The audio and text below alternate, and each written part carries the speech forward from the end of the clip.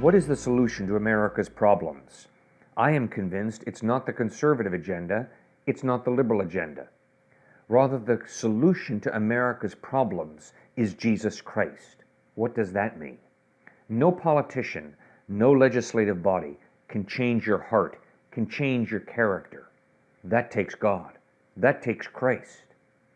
And one of the ways that Jesus wants to change America, change all societies, all cultures, is by building stronger families.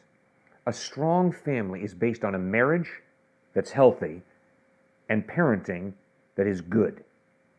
A healthy marriage comes when both spouses are allowing God, allowing Christ to meet their deepest emotional, spiritual, and psychological needs. If you think that your spouse can meet your deepest needs, you're sadly mistaken. If I think that my spouse can meet my deepest emotional, spiritual, and psychological needs, I am sadly mistaken. It is not fair to depend upon one spouse to meet the deepest needs of your life. It ain't going to happen. Our spouses are tremendous gifts from God, but they're not God. And if they're placed in the number one spot in your life or in my life, that will lead to keen disappointment, frustration, and stress. An African proverb puts it well when it says, "When the elephants fight, the grass is crushed." When mom and dad fight, children are crushed, hurt deeply. That should cause us to pause before fighting and to figure out how we can bring about compromise, peace, how we can allow love to flow instead of animosity. What a challenge it is to build strong families, especially in light of the fact that opposites attract. I'll never forget coaching soccer for kindergartners.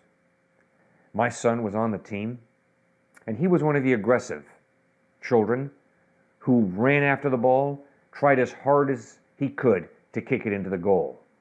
He was joined by many young ladies, girls, and young men, boys, in that endeavor. But my defense had a problem. The boys and girls on defense liked to sit down on the lawn, on the grass, and find four-leaf clovers. It almost made me pull my hair out, as the offense of the other team would come breathing down on them, and they'd be sitting there looking for four-leaf clovers. Many of us are very spontaneous, very laid back, very chill. Others of us are aggressive, hard-driving, type A personalities. When you put those two together, wow, that can lead to some real misunderstanding and stress and pressure and disagreement. So a good marriage is comprised of two people who are willing to accept each other the way we are. We're willing to bear with each other, which means to give the other person space to be different and unique. We're to be patient with each other and to cut each other slack, and we are to forgive each other, which means to absorb the pain and not lash back in revenge. Yes, that is the quality of love, a love that accepts, a love that bears, a love that's patient, a love that forgives. That's the quality of love that Christ wants to use to glue our marriages solidly together. Recently, my oldest son asked me, "Dad, what was the most important lesson that Grandpa and Grandma taught you?" I thought a moment and responded rather quickly. Dad had a passionate love for Christ. Dad understood that God loved him more than anybody else in the whole universe loved him. And because of that, Dad responded to God's love. Grandpa responded to God's love with a passionate love. And he modeled that for his 6 children, and he taught us to love Jesus more than anyone. And that's exactly what Jesus said is the purpose of life. To love God with your heart, soul, mind, and strength, and to love your neighbor as yourself.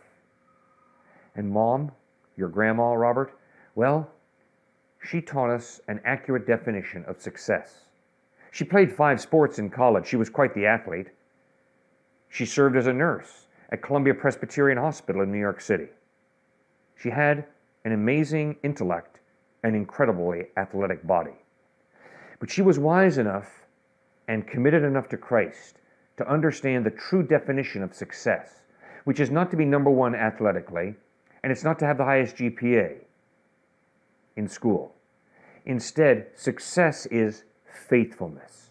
Faithfulness is taking all that God has given you and using it to serve God by serving others.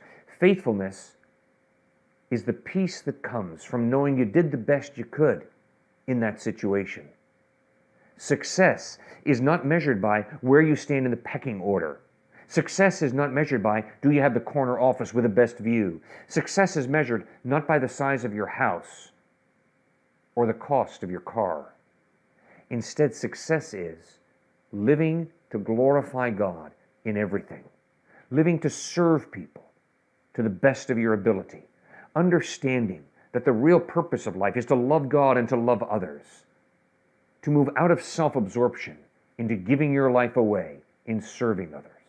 And that is exactly what Jesus Christ did. He gave his life away in serving others, and ultimately he sacrificed his life for you and for me as he bled and died on a cross to forgive us for our wrongdoing, to forgive us for our sin, to reconcile us to God and to give us life eternal. Have you accepted that gift? Have you asked Christ to forgive you? Have you put your faith and trust in him and received the gift of eternal life that Jesus promises to all who trust in him? Have you committed your life to living for him? And when it comes to family, to building a strong family by his grace. God bless you as you make that most important decision to trust in Jesus Christ. I'm the pastor of Grace Community Church. We meet every Sunday at 9:30 at Grace Farms, which is located at 365 Luke's Wood Road in New Canaan, Connecticut. Won't you join us this Sunday for our 9:30 service? Thanks for spending these few minutes with us. Have a great day.